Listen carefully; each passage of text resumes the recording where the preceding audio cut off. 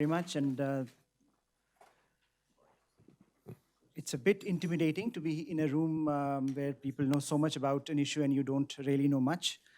But I'm a student of international relations, not of Kashmir. So I think my lens is going to be a bit different and perhaps a bit provocative, because I think if one is looking at the issue of Kashmir today and is trying to assess the security and political security implications of where the debate is going, or perhaps may go in the future, one has to acknowledge some of the empirical realities in the international order.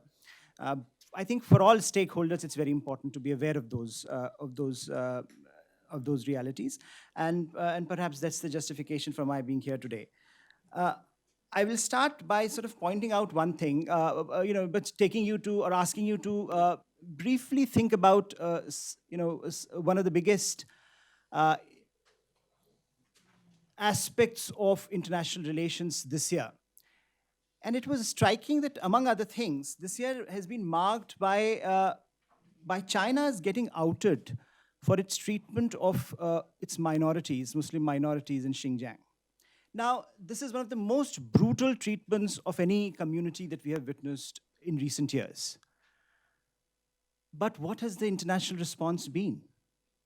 And I think it's important to ponder that, to assess the changing sort of dynamic in the world, that no one has actually, we are all busy thinking about our balance of trade deficits, about our military deficits with China, and human rights deficit is not something that is on top of the agenda.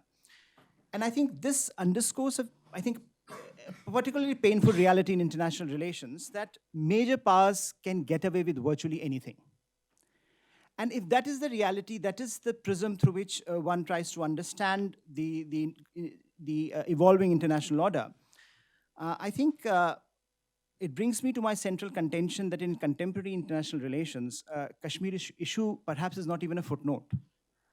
And contrary to what many in India and Pakistan or maybe in Kashmir would like to believe, it was never more than a footnote. It became a footnote in late 1980s and early 1990s for a specific set of structural and ideational factors. And I think it is important to compare and contrast those set of factors with what is happening today. And then to assess for various stakeholders as to where this debate may go and how the security situation may evolve.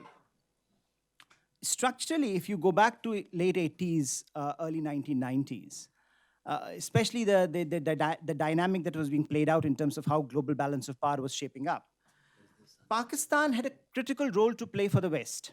Pakistan was key in terms of how the West was assessing its role in the international systemic order. Pakistan's role was key, of course, in the Afghan conflict. And that allowed Pakistan to leverage that centrality to bring Kashmir to the international agenda. It would never have happened if this was not the case. And in a sense, that was the period when India was hyphenated with Pakistan. That was the phase of a different global order. And India was a weak state with hardly any role in the West schema for the changing international balance of power.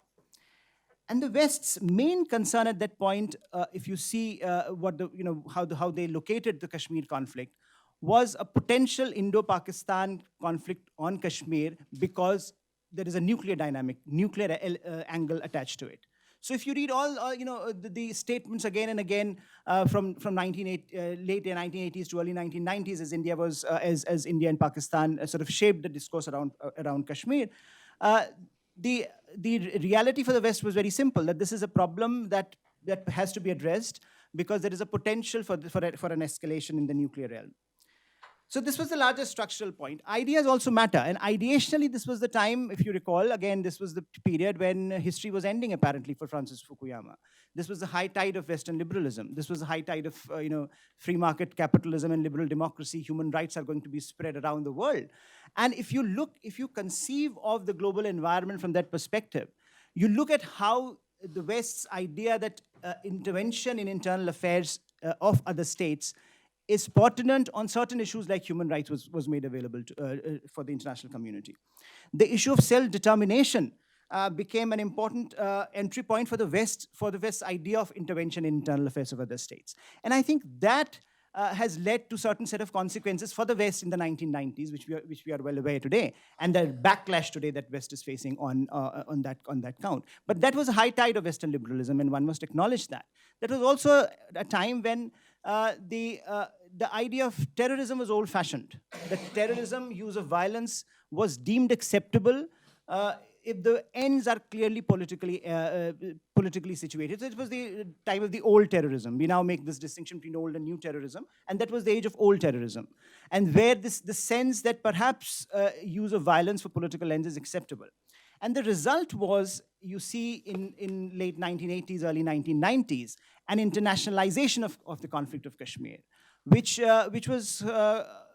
consumed India to a certain extent, India's diplomatic energies to a large extent, and which also placed the issue of Kashmir in a certain context around the world.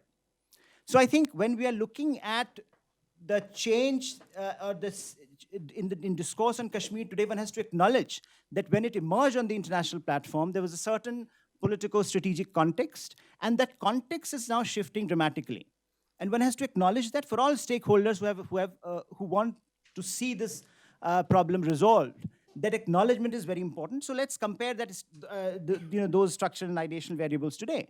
Now, international order today structurally has evolved decisively to India's advantage. And India, if you are comparing the West's idea of how the global balance of power is shaping up in the late 80s, early 1990s, and if you compare it today, you see there is another set of hyphenation, and that hyphenation is India-China. And therefore, India becomes a potent variable in how we are defining the second set of the second order effects of the coming century, as to how the Indo-Pacific is going to be shaped up. What is the role of the West going to be? How West is going to acknowledge or relate itself with China, and how that and where India fits in that larger balance of power schema. And there, the West, it's quite apparent, is wooing India like it had never done before. There are certain elements now in India's capability matrix which make India a very, very attractive partner. So if you compare, for example, the EU came out with its India strategy a few weeks back. There is hardly any mention of Kashmir, or there is hardly any mention of the problems that it used to be. And and EU is one of the most, which call itself a civilizing power. This is a unit that was at the forefront of taking many of the very strongest effects on Kashmir at one point in time. Just a decade back, it launched an inquiry into Kashmir dispute. There is an entire report that came out which was very adversarial to India. So now we have seen this dramatic shift where EU is coming out with an India strategy, which had a very distinct set of variables in that strategy, where Kashmir and what happens in Kashmir doesn't really matter as far as Brussels is concerned at the moment. Similarly, we all know where America stands. America became one of the first countries to dehyphenate India with Pakistan and to hyphenate India with China. So just in terms of where India stands in the global order is very important. It is also important as to where Pakistan is. Pakistan still retains its utility. We all know the debate on Afghanistan, how it is shaping up. But again, it's largely a tactical utility. The strategic shift has been decisively in favor of India in the last decade.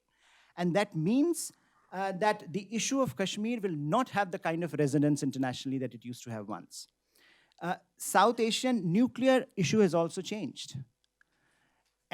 As I was discussing earlier, in late 1980s, early 1990s, it used to be that perhaps it's the Indo-Pak conflict over Kashmir that's going to escalate into something bigger. Today, the larger reality that confronts policymakers in the West is that it's not the India-Pak dynamic that is that significant. It's what happens within Pakistan, insofar as its nuclear assets are concerned, given the disarray within Pakistan's military, that is more important for them, and how that the nuclear debate is shaping up. Similarly, ideas like human rights, responsibility to protect, are still being bandied about. But look at the situation in the West today. They're so consumed, the EU, America, both are consumed by internal dysfunctionalities of an order that we have not seen in the recent past. Contending claims about what is the future course of action is going to be that is usually divergent from the previous positions. And both of them give you a sense that they neither have the willingness nor the ability to take on the kind of responsibilities that they were willing to take, for example, in the 1990s, both in terms of how they are shaping up the discourse on a responsibility to protect human rights, what happens to minorities, etc. So I think that change is very important to acknowledge. The other is post 9/11, the romanticization of terrorism as something that freedom fighters do is also gone. And that has to be acknowledged, that there is a trend that countries are much less tolerant of violence being used for political purposes. And that means that those who have taken on a certain course of action in the past cannot presume that that course of action will not have consequences going forward. And I think that is an important, that is an important aspect of this debate, which needs to come out. That the shift in the global discourse on terrorism, we often in the literature it is termed as new terrorism. That is something that we also need to acknowledge. And the result is that actually today there are no globalist stakeholders in the conflict. So the stakeholders that we talk about are internal. So we have to see where the Kashmir issue, Kashmir conflict, how it gets resolved for the benefit of the citizens of India, for the benefit of citizens of for the people of J&K. But if we think that any of the stakeholders think that international community is going to come and resolve this conflict, or international community is going to play a larger role, or that the structural environment is going to shape this discourse, I think that's something that those stakeholders will increasingly be disappointed, given the scale and the scope of change that we have witnessed in the last decade, both in terms of structural variables, also in terms of ideas of how international relations, international order is evolving. Thank you. I would end there.